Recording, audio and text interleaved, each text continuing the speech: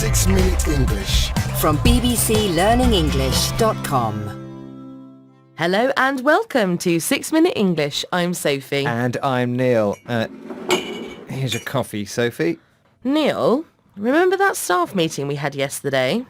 Why did you agree to having decaf coffee in the kitchen when I know you don't like it and neither do I? I know. It's just that the boss said that decaffeinated coffee, that's coffee with the caffeine removed, was a good idea. Healthier, you know. And then everyone else agreed and I don't know, I just felt uncomfortable disagreeing with everyone. Well, it's interesting you should say that, Neil. Groupthink is the subject of today's show. Groupthink refers to the type of bad decisions we make when we are in a group. Decisions that are contrary to or against what we really think. A psychology experiment conducted in the 1950s showed that a lot of people do exactly that. They submit to the will of the group. But before we hear more about this, now would be a good time for today's quiz question, and I get to ask you, Sophie. Okay, what is it? In which story by Hans Christian Andersen does a young boy dare to tell the truth when everyone else goes along with an obvious lie? Is it A, the red shoes, B, the Snow Queen, or C, the Emperor's new clothes? Okay, I think it's C, the Emperor's new clothes. Well, we'll find out later on in the show if that's right or not. Now, the psychologist Solomon Asch is well known for his conformity experiments from the 1950s. Can you tell us what conformity means, please, Sophie? Conformity means behaviour that is the same as the way most other people behave.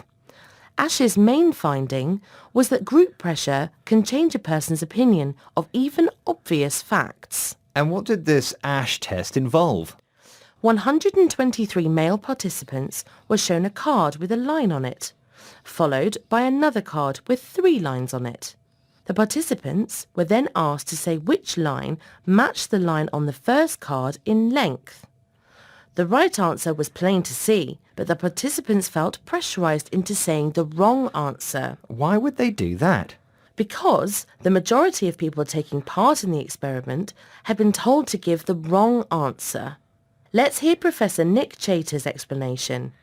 He works at the Warwick Business School here in the UK. And by the time it comes to you, a whole list of people have said something plainly wrong. And you are either going to have to fold and say, well, I just agree with them, or you're going to rather uncomfortably say, well, I think it's one, actually. And most people, most of the time, tend to fold. Professor Nick Chater, he uses the word fold, which means you give up.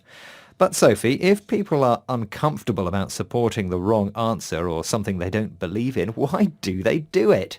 Because even though we might feel uncomfortable going along with or agreeing with something we don't believe, we're even more uncomfortable about disagreeing with the group. Well, I didn't realise that people were such sheep. I have a will of steel, Sophie. Is that right? So, your will of steel, or strong determination, somehow melted away in the staff meeting yesterday, I suppose? Well, of course, yes. Let's move on and consider briefly how social media encourages groupthink. Yes, there's a real danger with something like, for example, Twitter, the social networking service, because when an opinion on Twitter starts to trend, it can take on a momentum of its own and people adopt it simply because it's popular, not because they really believe it. And momentum means a force that keeps something going once it has started. Let's hear from journalist and author Jon Ronson. He has an interesting opinion about this. One of the ironies here is that on social media, we all like to see ourselves as non-conformists. But when we all get together in a group, what we're doing is using our individual non-conformity to create a more conformist world. So if somebody steps out of line, all us non-conformists in this frightened conformist way tear them apart. It's like we're defining the boundaries of normality by tearing apart the people on the outside. Jon Ronson.